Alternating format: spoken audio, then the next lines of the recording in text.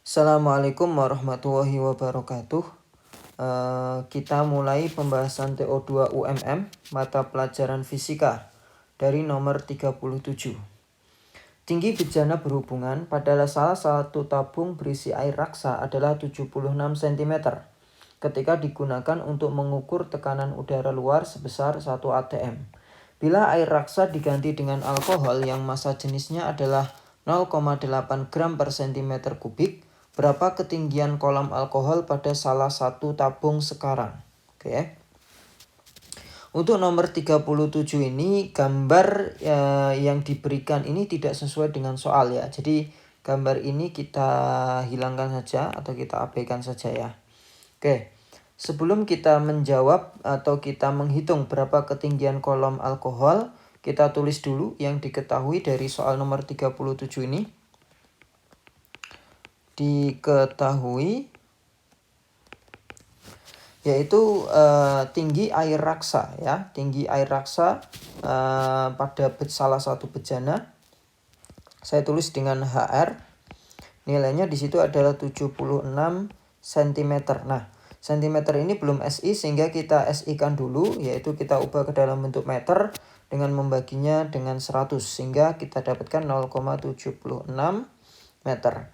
Nah, air raksa ini digunakan untuk mengukur tekanan udara luar atau saya tulis dengan P udara yang nilainya adalah 1 atm. 1 atm juga bukan satuan SI sehingga kalau kita SI-kan itu menjadi 10 pangkat 5 Newton per meter kuadrat atau bisa disebut dengan Pascal juga boleh ya, Newton per meter kuadrat ini. Nah, bila air raksa diganti dengan alkohol yang massa jenisnya, saya tulis dengan rho alkohol 0,8 gram per cm kubik gitu ya. Ini juga belum SI. Kalau kita SI-kan maka kita kali 1000 jadi 800 kg per meter kubik gitu. Nah, maka ketinggian kolam alkohol pada salah satu tabungnya itu berapa? Oke. Kita mulai perhitungan, kita masuk ke dalam pembahasan. Sebelum kita menghitung berapa ketinggian kolom alkohol, kita harus tahu terlebih dahulu berapa massa jenis dari air raksa ya yang digunakan untuk mengukur tekanan udara tadi gitu ya. Nah, untuk menghitung berapa kerapatan air raksa, karena air raksa ini digunakan untuk mengukur tekanan udara, maka kita bisa hubungkan tuh ya tekanan udara dengan air raksa, yaitu tekanan ya itu kan persamaannya adalah rho GH. Nah, karena yang digunakan untuk mengukur tekanan udara itu adalah air raksa, maka rho-nya di sini adalah rho raksa, ketinggiannya juga ketinggian air raksa. Oke, kalau kita masukkan maka nilainya di sini 10 pangkat 5. Rho raksanya yang kita cari, gravitasinya 10, HR-nya itu adalah 0,76. Sehingga kita punya massa jenis air raksa itu adalah 10 pangkat 5 per 7,6 gitu ya.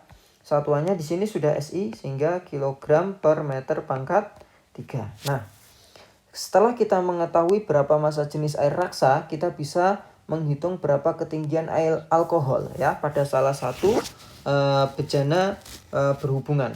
Oke, kita bisa gunakan konsep bejana berhubungan ya. Jadi bejana berhubungan itu punya dua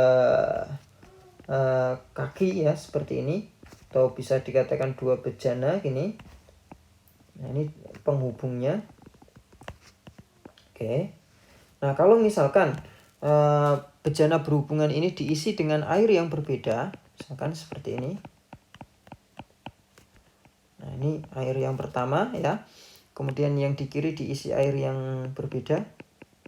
Nah, ini ketinggian yang kiri saya tulis dengan H1, ketinggian yang kanan ini ya sampai sekian itu adalah H2. Nah, konsepnya di sini adalah pada kedalaman yang sama ya, dua zat cair pada bejana berhubungan itu memiliki tekanan yang sama. Nah, saya tarik garis ini ya. Ini artinya zat cair kiri dan kanan memiliki kedalaman yang sama ya. Nah, berarti karena tekanannya sama, maka saya tulis P1 sama dengan P2. Nah, konsep inilah nanti yang akan kita pakai untuk menghitung berapa ketinggian kolom alkohol ya.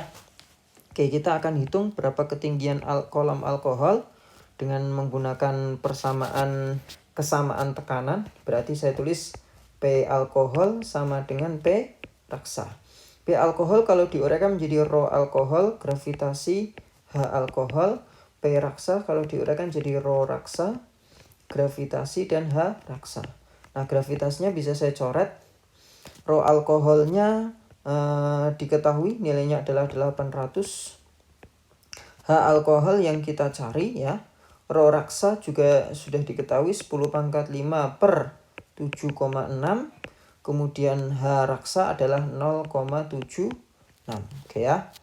Nah, ini bisa kita kecilkan dulu atau kita sederhanakan.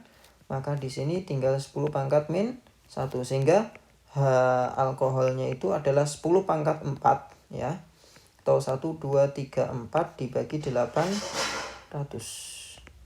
Nah, 100 dibagi 8 maka akan dihasilkan nilainya yaitu 12,5